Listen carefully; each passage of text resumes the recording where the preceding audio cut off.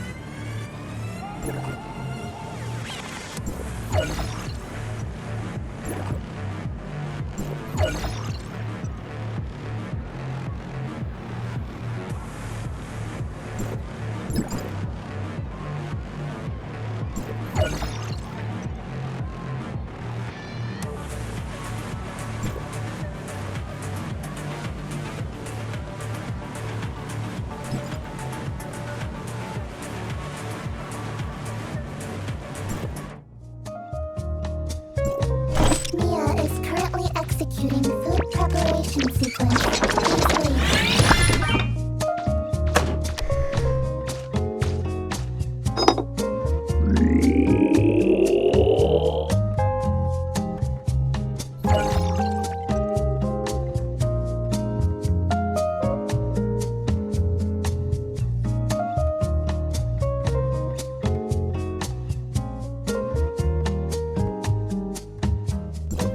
Mia is currently executing food preparation sequence. Please wait.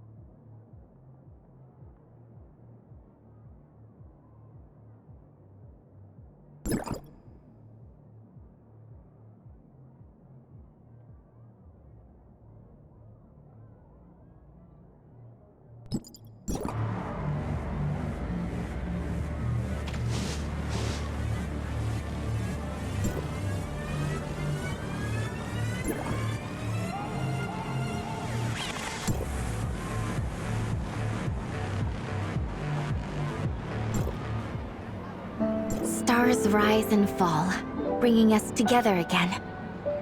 Executor, how have you been? Your hard work, dedication, and all those moments of glory and triumph, we've captured them all.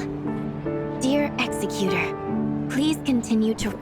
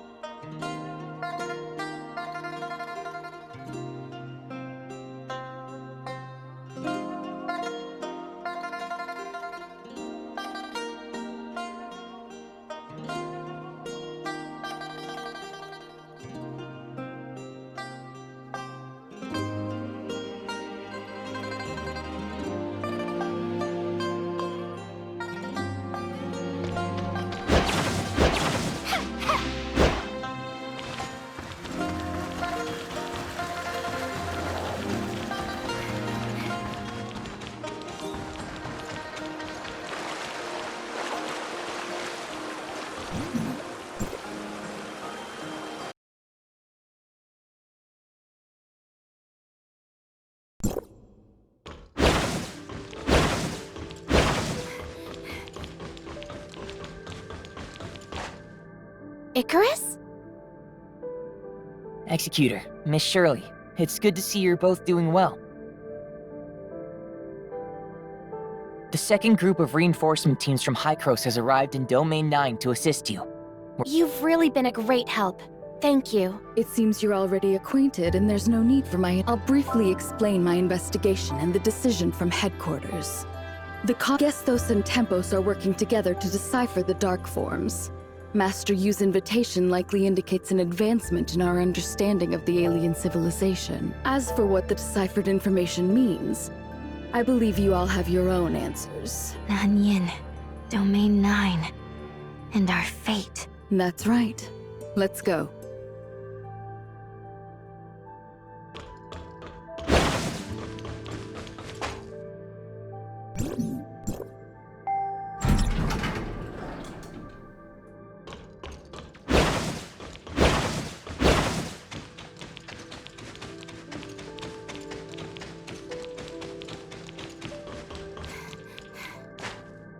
Master Yu.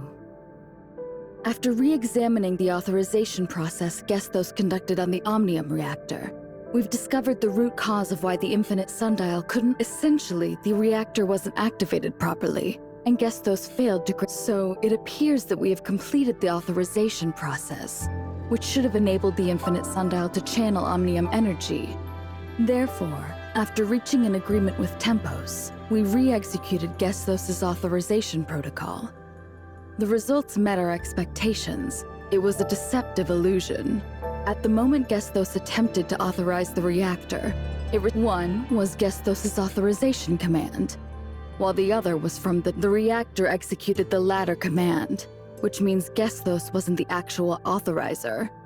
Hykros didn't have the authority over the Omni. Then, how did the infinite sundial manage to start up and successfully receive the Omnium energy? That brings us to the question. What exactly is this disruptive fact? I had considered it during my investigation in Domain 9.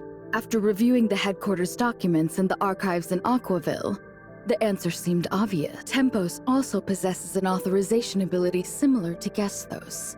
When the infinite sundial But why would Tempos have similar capabilities to Gestos, when Domain 9 has— This has to do with a piece of distant history. Whether it's Domain 9, Asperia, Vera, or other regions, none of us are the original inhabitants of Ida. We migrated here many years ago aboard the spaceship Distant Beacon. It may sound romantic, but history is not a work of art, and grand space operas only exist in our imaginations. Of course, there's nothing wrong with believing in beautiful fantasies. They give us courage. For some reason, Distant Beacon did not land successfully, but self-destructed above Ida's orbit. Before executing this, only 2 of the 5 pods managed to land successfully on the surface. Another 2 crashed, and 1 lost contact with the rest. Combining information from both sources, Domain 9 shares the same origin as Ida, which is the conjecture we have always hoped to confirm.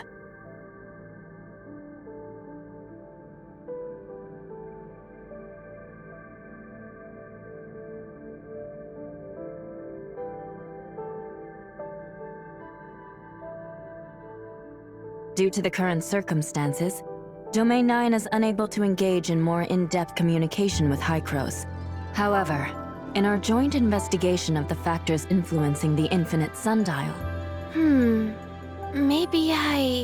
mentioned Distant Beacon. It seems that both Tempos and Gestos' author— Could Tempos be the supercomputer from the missing frontier? Great guess, Miss Shirley. The precursor to Hykros' Gestos was the central supercomputer SAM from Distant Beacon. Although Tempos was exclusive to pod number 8, it shared some of SAM's technology.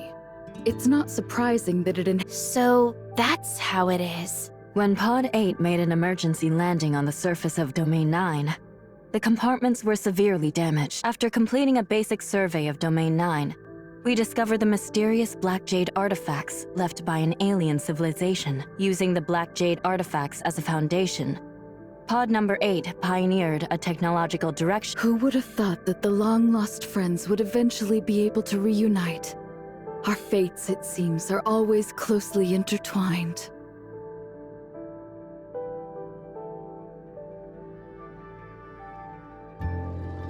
Sorry, back to the topic. Unfortunately, now isn't the time to celebrate the reunion. We've deciphered more about the darkness, and as we had speculated, after Nanyin activated the incubation capsule in Hendeka County, not just any dark wretch. Dr. Rubilia thinks that she has become the hive mother of a new order of darkness. This alien civilization coveted the adaptability and destructive power of the darkness. They wanted to harness this power. Subjugating the darkness and making the whole species submit to them was the only way. As you've seen, but they failed and suffered severe backlash. This might also be why Domain 9 has been isolated from the outside world. Arrogance truly is a common trick. But this method is not. She's seizing the Christomaxes and turning people into dark wretches. The soldiers that were turned into dark wretches by Nanyin. Are they all pawns? I'm afraid so. This is a civil war within the darkness. And so even if we haven't made contact with the outside world or broken through the Black Jade ruins, Nanyin would still have seized the Christomax. But humanity will not yield to so-called fate, despite our inherent weakness. Our next step is to get ahead of Nanyin, secure the Christomax from the Aquaville ruin, and stop Executor, Miss Shirley, and Mr. Icarus. It's my honor. The four heads have gathered at the Aquaville ruin. I'm counting on you. We will do our best.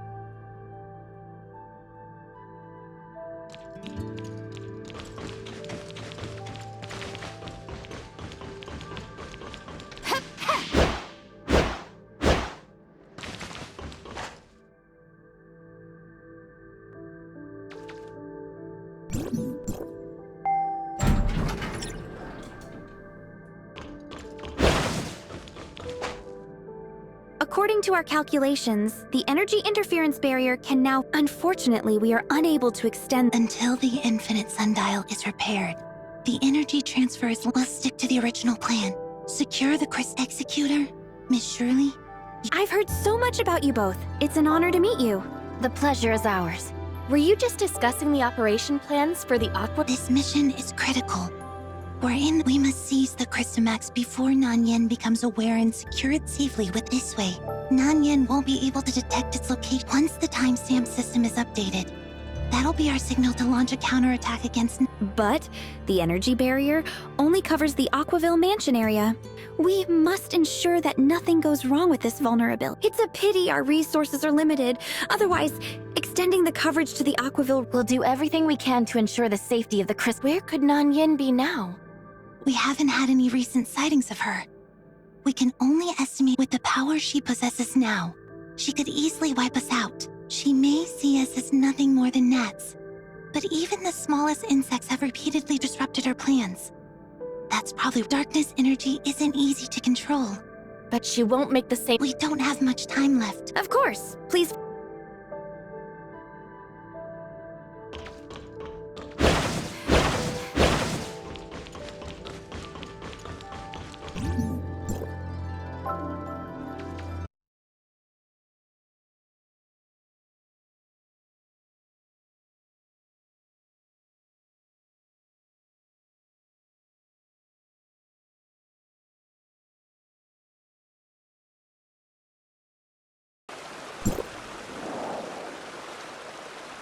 It's a little embarrassing to say, but it wasn't until recently that we confirmed this with Hykros.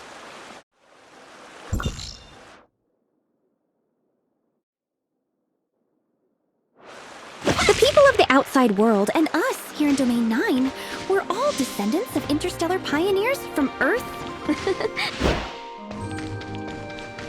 Pod number 8 that crash-landed here was mainly carrying members of the Earth-era industrial manufacturer, 9 Arcs Industries, along with their array of construction equipment. Master Yu has also told us that due to the severe damage to the pod during the crash, a lot of data and equipment were unusable, which is truly unfortunate. Yes, after discovering the timestamp technology left within the Black Jade ruins, we shifted our research focus. Later, to accommodate the development needs of the various states, we restructured the organization of 9 Arcs Industry. Gradually, We established the organizations you are familiar with today, such as Niners Heavy Machinery, Zhengong, and Tianjiang Pavilion. Fascinating. We never had the chance to get to know Domain 9's history like this before. Indeed. I guess it might have something to do with the long-standing views of the people in Domain 9. That is, those from the outside world are yet another civilization battling against the darkness or something like that.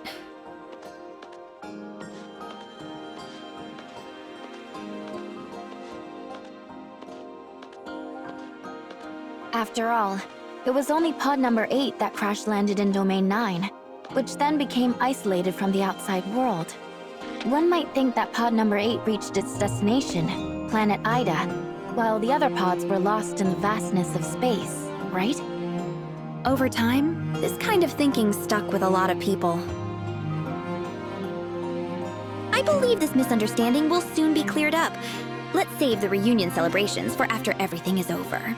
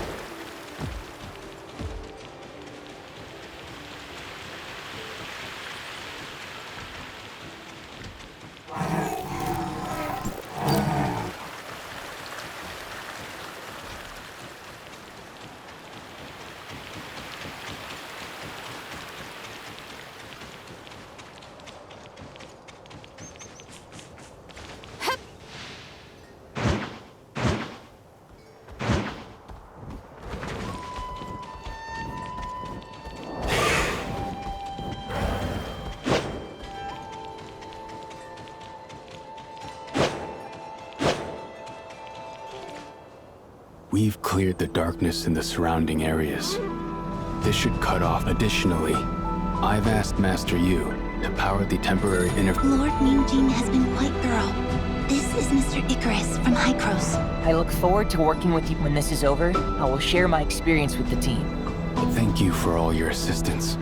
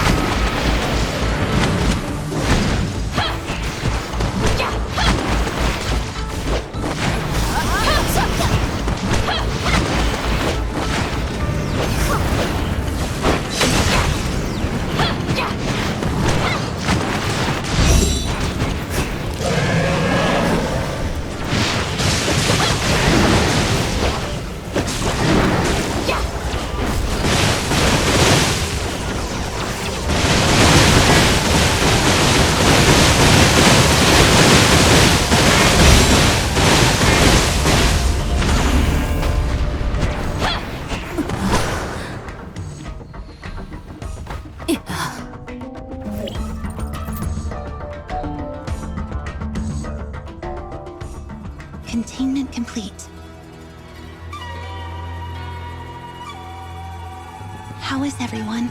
A tough nut to crack, but luckily everyone is fine. About Nanyin. Master Yu needs to know what happened here. Let's Leave the Christomax escort to us.